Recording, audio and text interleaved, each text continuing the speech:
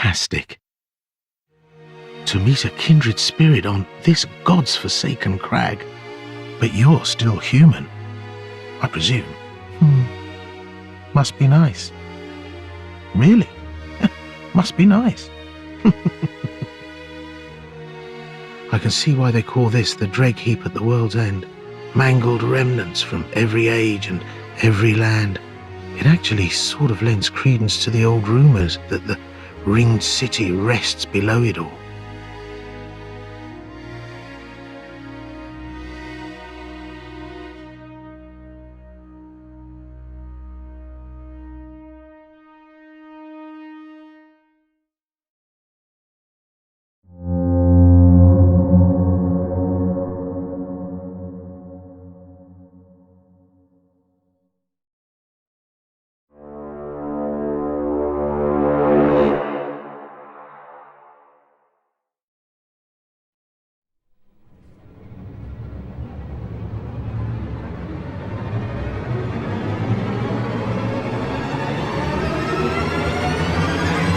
Wait, is that a puss of man?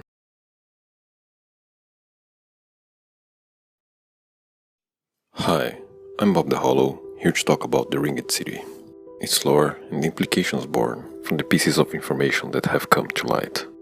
First, I'd like to say that I'm really relieved. I'll probably have to tweak a couple of side theories, but the DLC seems to align with all the major ones. And on that note, let's pick up from Ariandel, more specifically, Father Ariandel himself. It was clear that he was originally a cleric that eventually turned away from the gods. Now, we have another insight into his origin and the role that he might have played in the greater scheme. For he was once a judicator. His size, devotion, manner of speech, all these things point to that end. That would also help to explain how he is able to bring Elfrida back during the boss fight. Her first resurrection could have been a manner of rekindling, done through the fire of the soul held inside his Lord vessel. But the second one was a bit more puzzling. He disappears and yet continues to speak, and she apparently comes back to life out of nowhere. Though slightly different, the whole scene is remarkably similar to how Judicator Argo summons his peers, and I attribute this slight difference to the differences in location, power, and the fact that she isn't a spear at all. Okay, great, so he was a Judicator, but does that have any other implications? Well, yes. The DLC connects him all the way back to the beginning of the series through the spears of the church.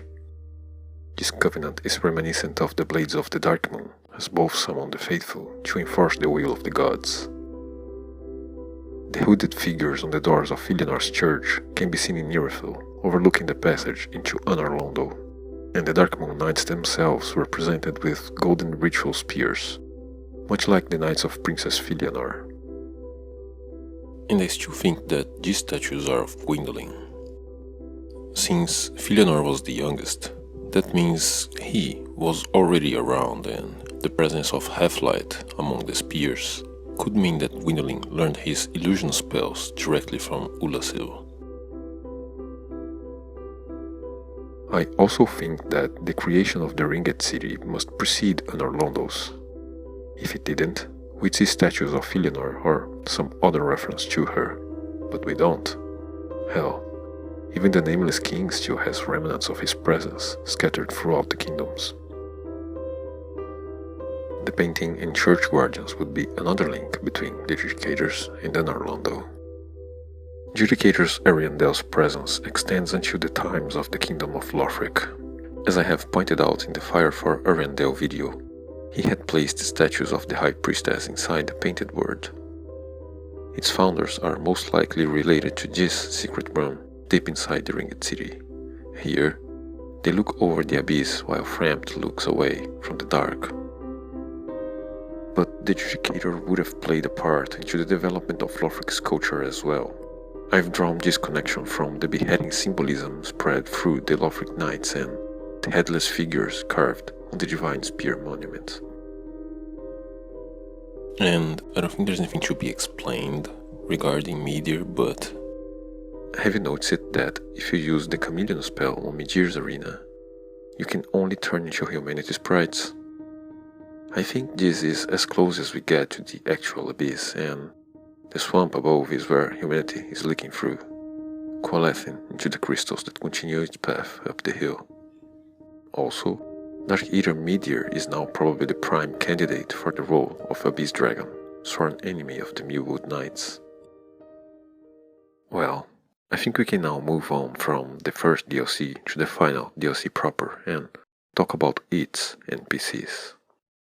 The Stone-Humped Hag and the Moaning Knight, Leto, Shira, Alva and Zuli, and good old Patches. The Hag and the Knight bring closure to two of the base game's NPCs. The former is the Shrine Handmaid, in my opinion. She was a wet nurse to royalty, a position performed by the High Priestess of Lothric, a position she most likely occupied before being imprisoned by the curse of Firelink Shrine, since she was in possession of a priestess ring, still worn by her as seen in the picture of her ashes. And I believe now that she has always worked with Londer. That would be the reason for both her imprisonment and her transformation into a pilgrim of Londer. Don't forget that the Hollow Realm is already linked to Firelink Shrine through the Hollow's ashes. And the fact that these fucking angels spawn from the parasites that sprout from the pilgrims' corpses lends credence to my theory that Londer would have played a hand into the creation of the angelic faith and used it to divide the powers of Lothric. The Moaning Knight would be Egon of Corrine, and the blindfold mask that he now wears would be a hint to what happened to them.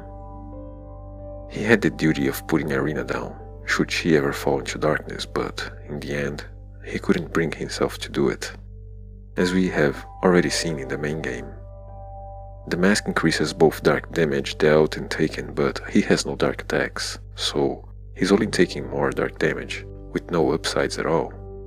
But if Irina has indeed started using dark miracles alongside her previous ones, then the mask could be a safeguard for her, giving her the upper hand in a fight against Egon, should he ever fall into the temptation of fulfilling his vows and taking her life. A life that may very well have ended here, in the spot where you loot a blessed gem from this dead body, the place where the Karim Knight still guards his maiden.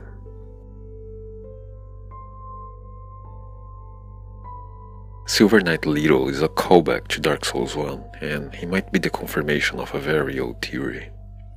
Back in the day, many had theorized that Havel had turned against the gods, probably led by his hatred of sorceries and Sif the Scaleless.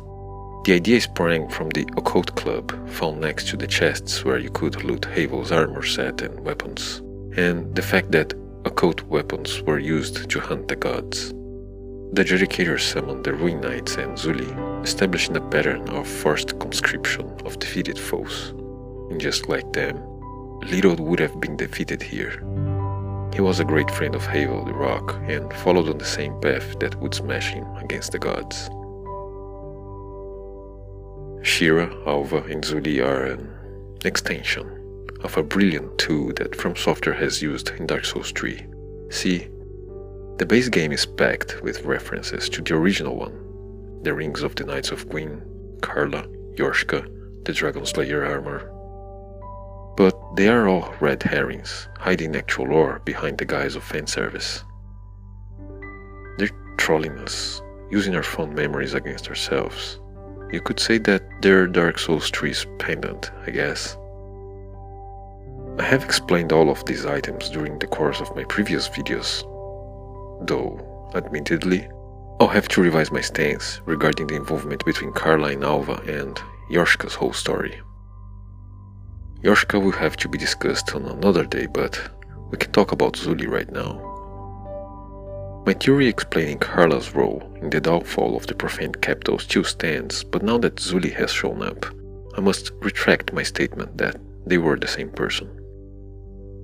I still believe that Seeker of the Spurned was a reference to Carla, who was described as a spurned child of the Abyss, and the two witches would have been mother and daughter, as mentioned in the Dark Edge spell. and that makes the word spurned a double reference. Sully may have been spurned by Carla, which would have given Alva a reason to seek her mother out. Shira mentions that she is the daughter of the Duke, descendant of the gods, which may lead people to believe that she is Sif's daughter, since he was granted dukedom by Gwyn. But I don't think so. First, because we know what a dragon crossbreed would probably look like. And second, she uses the lightning arrow spell, which, in turn, was used for dragon hunting. That would imply not only that she fancied a spell used to slay the king of her own father, but also that he would have gotten down with a goddess even before the end of the Great War against the ancient dragons. Granted, she could still be his daughter, but I personally find it very unlikely. And then there's Patches. I couldn't help but to smile when I saw that even here, at the end of the world, he, of all the people, would be keeping me company. When the time came to tell him of the Purging Monument, I was torn. I knew what would follow, and sure enough, he kicked me down a hole. But I wasn't ready for what followed. He has always been one of my favorites, but I could never tell why. Well, he explained it to me. Every age, it seems, is tainted by the greed of men. Rubbish to one such as I, devoid of all worldly wants.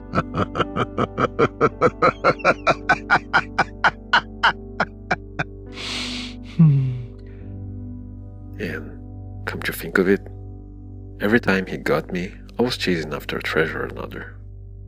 He's also not lying about not caring for worldly things. That's why he sells rubbish. It's all rubbish to him. And then... I don't know. Maybe it's just the way we are. I'll stick you in my prayers. A fine dark soul to you. I hear you, Patches. This is the last piece of Dark Souls content ever, but this is not the end. I'll carry that weight.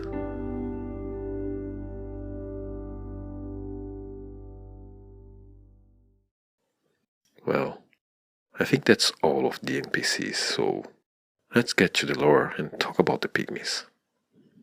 Holy damn, we got to see the Pygmies. Sorry, Jake, it really wasn't Velka after all. First, I'll state something very important. The Ringed City is a prison. Gwyn recognized the power and the threat of the Dark Soul. So, he used the First Man in his fight against the dragons and offered the city as a prize, a kingdom that the Pygmies could rule. Then proceeded to lock them up at the end of time where none could reach them. But don't take my word for it, this little pygmy escaped the fate of the other ones, yet he's still confined to this time and place, and he curses the city and all its creators.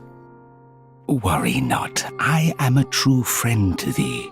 If thou art yet human, the urge will soon begin to swell, to curse the gods and bring ruin upon this accursed heap of dung.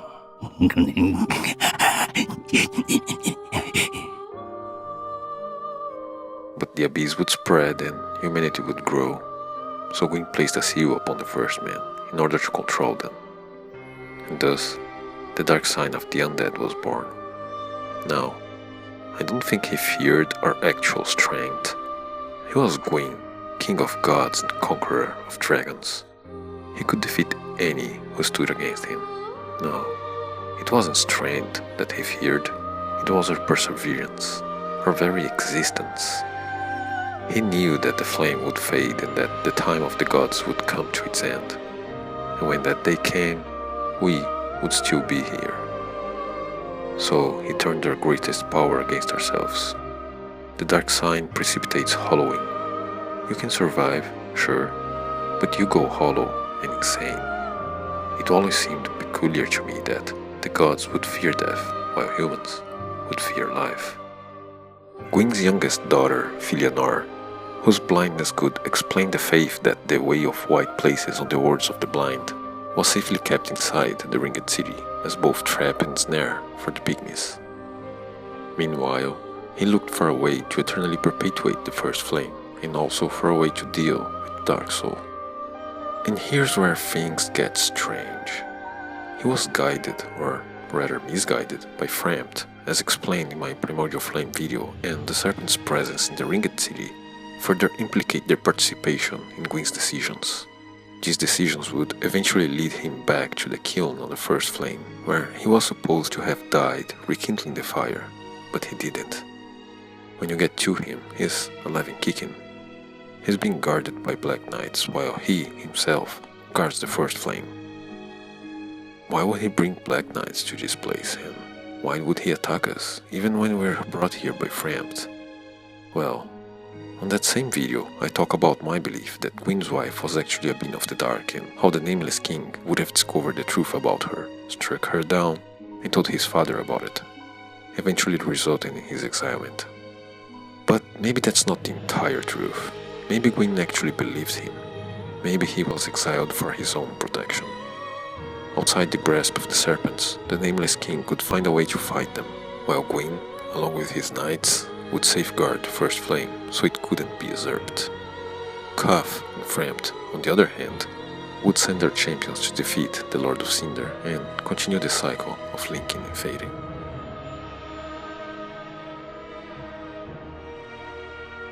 Vendrick also had a similar revelation and a similar turn of events. Guided by Nashandra, he was groomed to become a Dark Lord, but he found out the truth about the Serpent's plan and locked away the Throne of Want so she couldn't reach it. He took with him the King's Ring, necessary to access it, and left his most trusted and powerful knights guarding both the throne and the way to him. Throne Watcher and Defender, the Dragon Riders, the Looking Glass Knight, and Velstad. And the key to the King's Passage was left beside a Milfanito, whose song can pacify those that bear death and dark within themselves, also known as Nashandra. So, she sent a champion, you, to defeat the former king and break his defenses. But both kings failed and the cycle continued. And it's worth noting that, as I had predicted, the promise of a dark age of man was also a lie. Beyond the age of fire, there was only an ashen-filled, grey, formless world, somewhat reminiscent of the world of grey crags, arch trees, and everlasting dragons of yore. Welcome to World's End. Looking back now at the DLC, I have very mixed feelings. Don't get me wrong, I thoroughly enjoyed every moment of it. The sense of awe while taking in the view with the old woman, the extremely gratifying boss fights and the satisfaction of being a boss myself, the nostalgia, the Pygmies, and hell, even Patches was there. But I can't help also feeling a little disappointed, and if you're on the same boat as me, I invite you to entertain the thought that this is our fault. This is the last we'll ever see of new Dark Souls, and no matter what they did, how good the end product might be, it would never be on par with our expectations. Gale is a perfect example of that. I would have expected the last boss to be someone as grandiose as Gwyn or Primordial Serpent, and I got Gale instead. Well, tough luck. The series has never been about giving us what we think we want, so instead of taking the easy way out, they blindsided me with a truly poetic fight. I can't say that I was surprised to see him, but I can say that something inside of me smiled. It hadn't sunk into me at the time, but it was precisely the time at which we met that gave me that feeling. I took the easy way here, but he had to wait. He really is the protagonist of his own story. He had the mettle to endure all of the ages until the end of time, to fight his creators and to have enough faith in me to carry out his sacrifice. A sacrifice he would make in the name of the one he cared for the most. At that point, there were only undead left in the world. It really was a world of man, and then, just like that, there was only one. Which brings us to, well, us, the unkindled champion of Ash. As ashes will be, always seeking fire. No unkindled can ever truly claim the embers, which is precisely what makes their yearning for warmth so keen. It is really quite befitting that we would turn a bonfire's heat cold. We were engineered to seize the first flame, and now that they have their perfect vessel, we are sent to the close of the Age of Fire. The flame has never been rekindled again. All memory of the gods faded from history, and the old beliefs were slowly replaced by the worship of man. But the great tide of human enterprise was for naught. I had a hard time believing that the kiln where we fight the soul of Cinder was somewhere in the distant future. It would make no sense. But now that it has been proven beyond any doubt, I realized that, just like the painted world, this world too, from the Age of Fire, must end before the serpents can restore it after their own image. And, whatever that world may look like, I bet it will be the stuff of nightmares.